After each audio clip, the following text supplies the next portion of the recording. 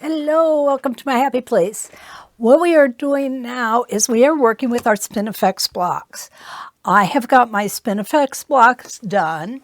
I have colored them in the 7x16 rotations, and this is the first set. We're going to do another 16 blocks on this. Only thing is we're going to use a different color fabric and maybe some different color threads. And we are going to use our Spin Effects templates in a manner which maybe wasn't really intended to be used that way, or just something unique that we like. So what I want to do at that point is I want to finish off my blocks, and I want to make them look really, really special. And I owe somebody a great big thank you for helping me with this. So what we're going to do is we're going to sew some circles around, and then we're going to put some channel stitching in. Very easy. This is not difficult, okay? But I know that you can do it. Our blocks are going to be a 9.5-inch finished. So what I've done is I've just lightly, and I don't even know if you could see it on camera, just lightly sketched in my 9.5-inch line around here, around the block. Want to be sure that I know exactly where that border is. Even though it's going to shrink up and come in just a tad, I can be sure that I'm way out in here and that everything can be trimmed off and stay looking nice. So what we want to do is look at the templates that we need to finish our blocks off. And they're very easy templates, and they're very common templates, so you probably already have them. What I'm using here first for the circle is the Circles on Quilts, and I am using set 2. This has an 8-inch and an 8.5-inch. And those are the sizes that we're going to use to make our circle around our design. And then for the straight lines or the channel stitching, I'm going to use DM Quilting's straight away rulers. I have both the large and the small one. If you don't have it, you know we can use a Westalee. That one will work just as well. I just happened to grab these because they were really easy to get to. Okay, so it's the straightaway template. And like I said, I'm using 2 sizes. We definitely are going to need the long one, and the short one just comes in really handy also. Now what else I have done here is I have switched my thread out to glide thread. I'm going to be honest with you guys, this is the first time I've used glide thread, and I'm really liking how it reacts in this machine, okay? Most of you know that I use a 301, a Singer 301 normally, and that machine doesn't care for the glide thread. So I've always kind of shied away from it. But now that I know that my big machine likes the glide, I probably will use it more often because it is a beautiful thread. And what I've done is I've chosen a color that's the same basically as the background. I don't want this to overpower the spin effects, this design. I want it to enhance it. So by making just, you'll see the shadows instead of the thread on it, I think it will enhance it a lot. You can or not use the pin, okay, the tack. We're going to go ahead and, you know what, I'm just going to put it through the back because I definitely know where my back is on this. Okay, and there it is. I'm just going to push my fabric down on it. And then I'm going to get my 8-inch Circles on Quilts. Now, our Circles on Quilts are usually meant to go in this direction. And it works great in that direction. There's no doubt about it. However, if you want, you can always put it in upside down and just keep going all the way around with it. I will do it both ways. On the first one, I'm going to go ahead and put it in the way it was intended to be. So I am going to drop my foot. I'm going to pull my bobbin thread up. There we go. I do like to have my bobbin thread and my top thread, underneath my template. Wow, that took a lot of thread. Okay, so we'll go ahead and put that foot back down, and now we're going to get that needle down exactly where we came up. This machine, I have a needle up, needle down function. Yay! The other one I don't. So I will use that. The other thing I want to do is I'm going to cut some of this extra thread off of here. My gosh, I think I'm going to get tangled up in it. Okay, so here we go. I like to take that first step in place. Now, there's a lot of ways you could start and stop. And one of them is to take some micro stitches, and then you could just cut your threads off. The other way you can do it is to just go ahead and start stitching, which is the way I've done it. You holding your threads back, of course. And then what I'll do is I will come back and I will bury those threads. I will show you how it's done. Okay, it's a very nice, clean look. Now, because this is a curve, obviously it's a circle, I'm going to make my stitch length just a little bit shorter. I like to do that on curves because our sewing machines only stitch straight lines. They cannot stitch a curved line. So in order for a line to look curved, what it's doing is it's putting the stitches down in order of a circle, but it's still a straight stitch that's going down. So if we put our stitches shorter, it's going to give us a smoother circle. It's just going to look nicer. Okay, so here we go. Coming along nicely. Like I said, this is the first time I've used glide thread is for this project, and I like it.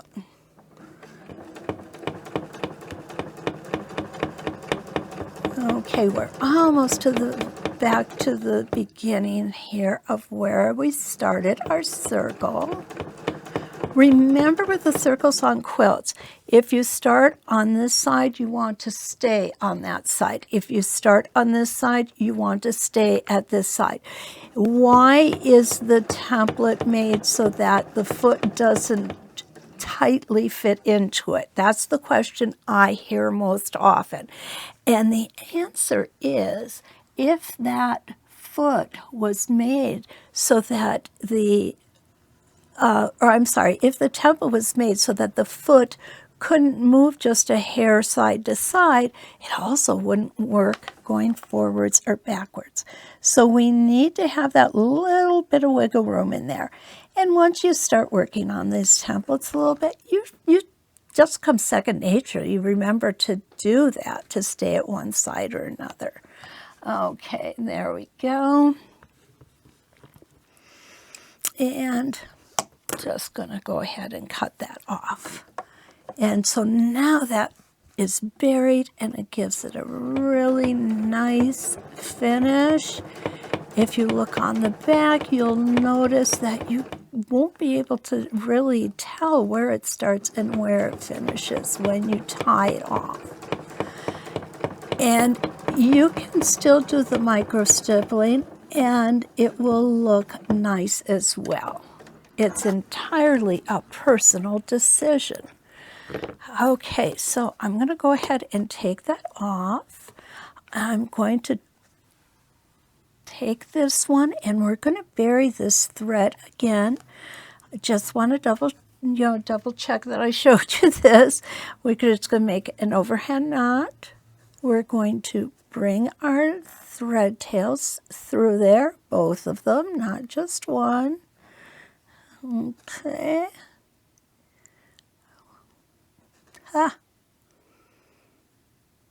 There it is.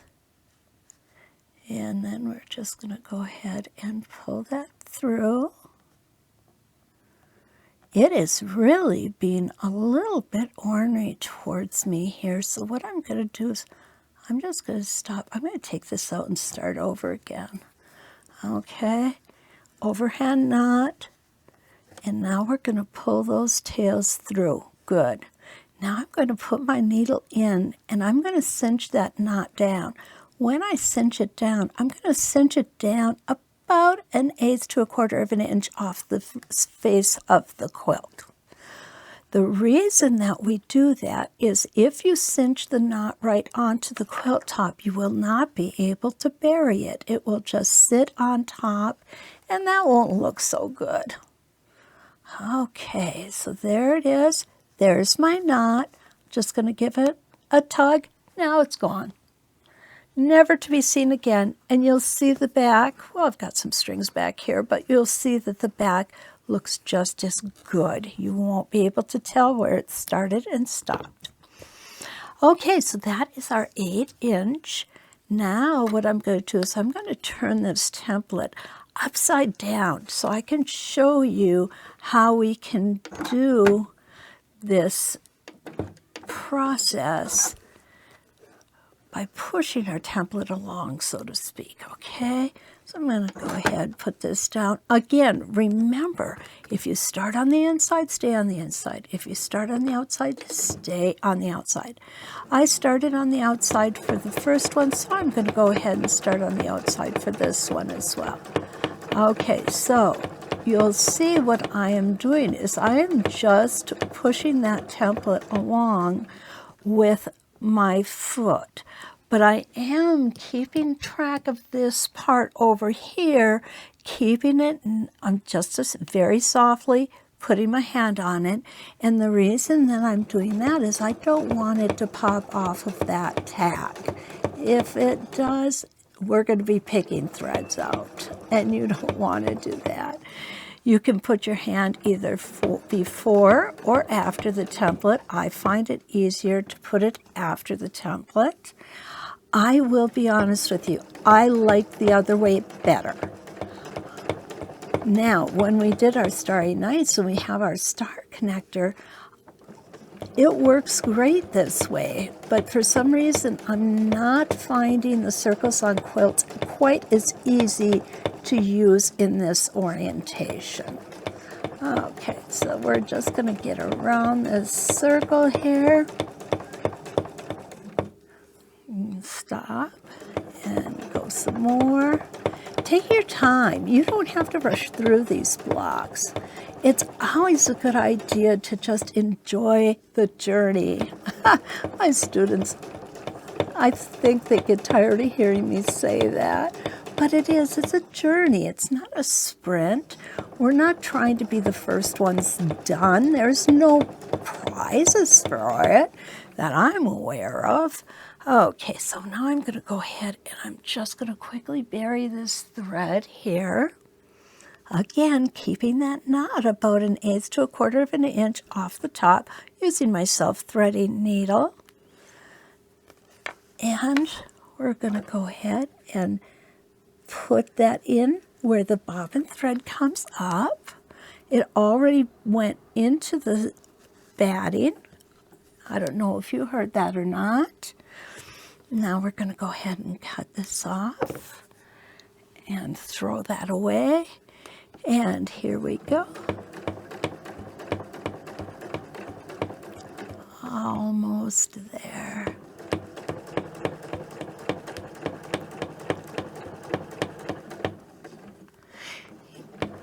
If it looks like you've got some shrinkage going on and it's not going to fit quite right, you'll know before you get to this point. And just go ahead and give this a little tug.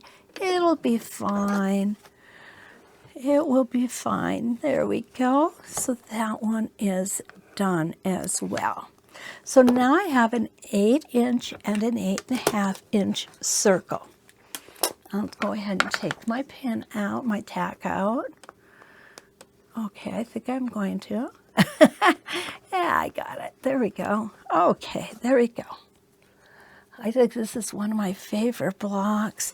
Now, if I have the opportunity, which I do on this particular block, I will go ahead and I will bury my threads on the wrong side. Does it make a whole lot of difference? And not really, seen as it's either way, it's going to be invisible. So, you know, it doesn't matter if it's on the right side or the wrong side. And my needle through, cinch that knot down, get it really close to the top, but not on the top, 1/8 to 1/4 of an inch. Then I put my needle into where my bobbin thread came up, and there we go. You'll see it doesn't take very long to do. Once you start doing it too, it gets quicker and quicker. All right, so now we've got these two beautiful circles on here. I'm just going to pull this up for a second here because I want you to see the next step. So I love it. And if you want, you can leave it right there. You don't have to go any further. However, I do plan on going further. So what I'm going to do is I'm going to take a straight ruler and I am going to go right through the center of my design. Okay, and as I'm doing this, and we can do it with a bigger ruler too. There we go. Okay, so I am making sure I'm lined up the same both ways.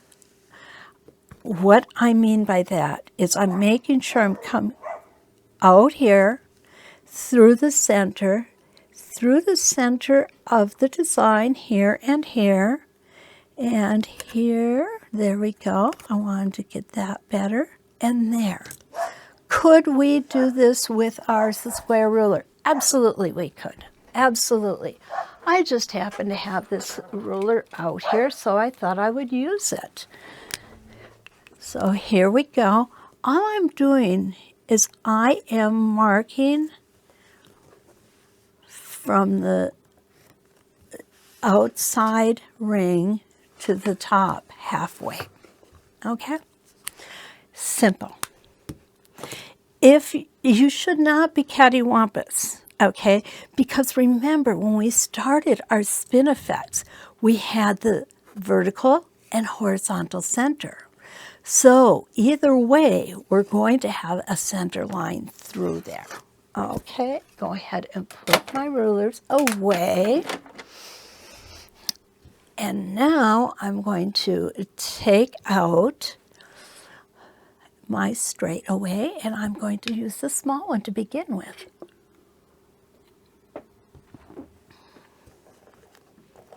And I am going to start from the outside in. I'll go ahead and put my needle down. I'm just going to take a couple stitches in place here. Do I have to worry about bearing threads? No, I don't, because this is going to be cut off, remember? Okay, so what I'm going to do now is I am going to make sure that I am lined up through the center of this design. And right there is my center. I can easily see that. So I'm going to come down until I hit that second row of stitching. Now what I want to do is I want to stitch, and you can do the right or left, it doesn't matter, but what I'm going to do is I'm going to stitch approximately a 1/2 inch here, okay? So we're going to go on that line, traveling, yes, the T word, travel, we want to make sure, and this is why I like to use both the longer ruler and the shorter ruler. I want to make sure that this line stays right here on my halfway through my design. And this one doesn't have quite as much left to right wiggle room as the circles on quilts has. Now what we have is we can just go ahead and move our template here. I'm going to pull you in so you can see it well. There we go. And we now have a line. We have our vertical lines lined up on our stitching line, and we have our horizontal line, and we can just go over to the next vertical line. And now when we put our template back into that orientation, into that vertical orientation, we're right exactly where we need to be. Isn't that awesome? This makes our lives so easy. Okay, now the dreaded T word. We have to travel, and we're going to travel on this circle. What I like to tell my students about traveling: nice and slow, don't stop. When we stop, we can get jerky motions. So we're just going to take it nice and easy, but we're going to keep that needle going, and we're going to continue to move. And let's take a look. I think, oh my gosh, that couldn't have been any better. I never get it right on like that. You guys are bringing me some good luck here, I think. Okay, so back up to the top. And back over. Somebody asked me once, how do you get good at traveling? Well, anyone that knows me will know the answer to that question. It's by practice. Practice, practice, practice. The more you do something, the more proficient you're going to be. Okay, and we're just going to go down here until we hit that second circle. There we go.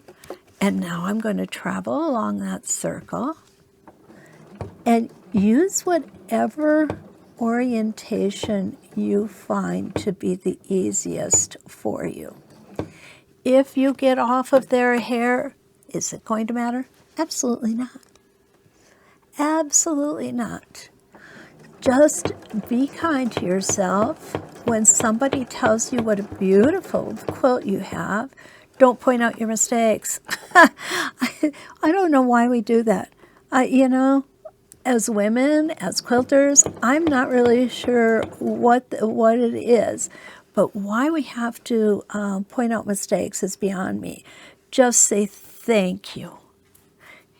Plus the fact that I don't think it's a mistake. If you're going 30 miles an hour and you're standing 30 feet away from that quilt and you can't see the error of your ways, it's not a mistake.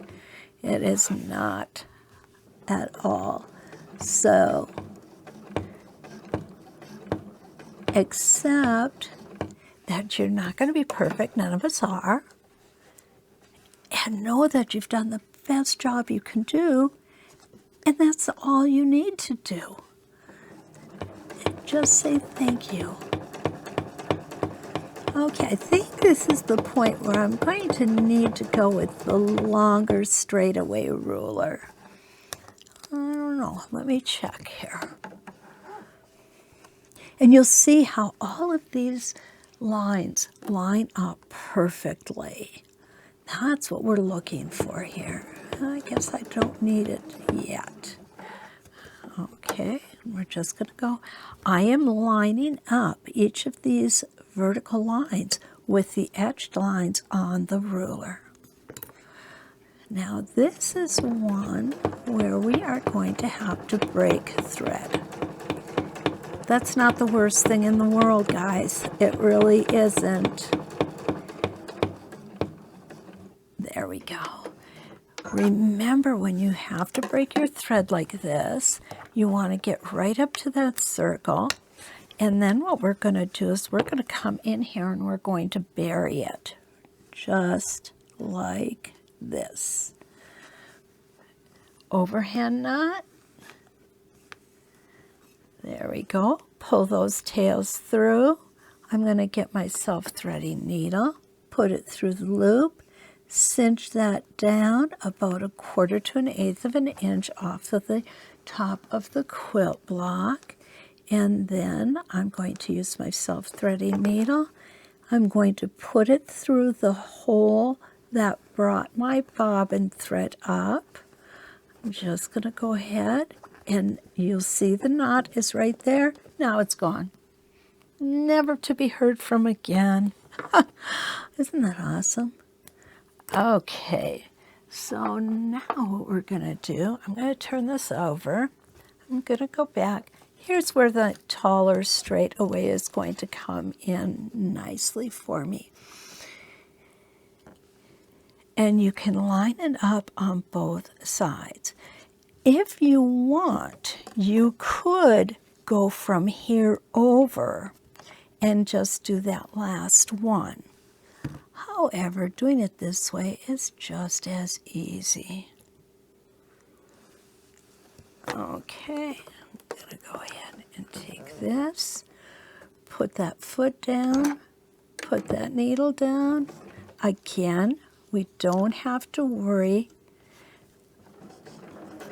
about burying that thread because it's outside of our seam allowance. Keep your hand nice and big. You don't want to push too hard on this side of the ruler because the staple tape will kind of make it pull back a little bit. So I'm just kind of just holding it there. And you notice too how I moved my hand with the ruler because we do want to have the foot within the parameters of our hands when we are stitching. Okay, there we go. Nice and big. We got that out of here. Now I'm going to go ahead and line up. And we're going to stitch to that next line. Okay, so now here is where, oh, I need one more stitch. Here is where this long ruler is beneficial because I can make sure that I line up all the way down and on each of these successive stitch lines. Now we're just going to go all the way across. Stop at that 8.5 inch circle and we're going to go ahead and we are going to just travel again. Remember, to be successful at traveling, you need to practice it. And again, I think it's a good practice not to stop. Just keep your needle going. It can be nice and slow. It should be nice and slow, actually. Okay, now we're going to go ahead and line these lines back up and up to the top. And we are just going to continue like that until we have our entire block done. And here's one that is done. We're going to pull you out a little bit and we're going to let you see the block finished. Isn't that beautiful? Awesome. It's just awesome. Now, we will come back at a future date and I will show you how we're going to put these together after we get the second set of 16 blocks made. Don't forget, like, share, subscribe. Hit the bell. That way you'll know if I have a new video out. Okay? YouTube will definitely let you know that. So until we meet again, let's quilt.